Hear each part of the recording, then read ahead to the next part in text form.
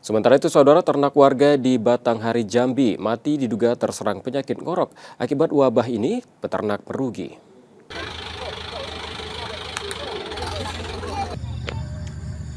Ternak milik warga desa Pasar Terusan Muara Bulian, Batanghari, Jambi mati mendadak diduga terserang penyakit ngorok. Sejak sebulan terakhir, penyakit tersebut menyerang ternak warga secara bergelombang.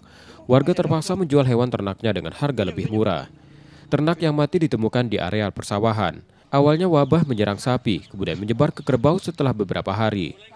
Ternak yang terserang menunjukkan gejala melemah, nafsu makan menurun dan banyak mengeluarkan air liur.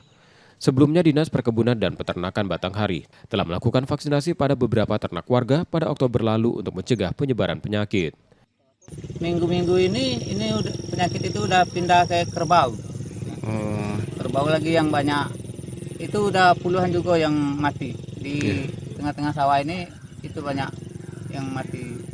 Kalau matinya itu kayak mati mendadak.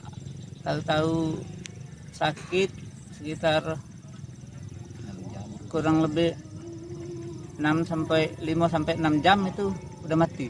Warga peternak ini masing-masing peternak ya dikandangkan yang dapat dikandangkan, yang untuk mengurangi kerugian ya yang jual murah lah.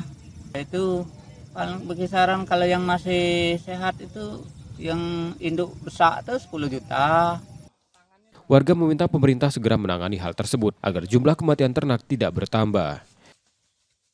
Wiradani Damanik, Kompas TV, Batanghari, Jambi.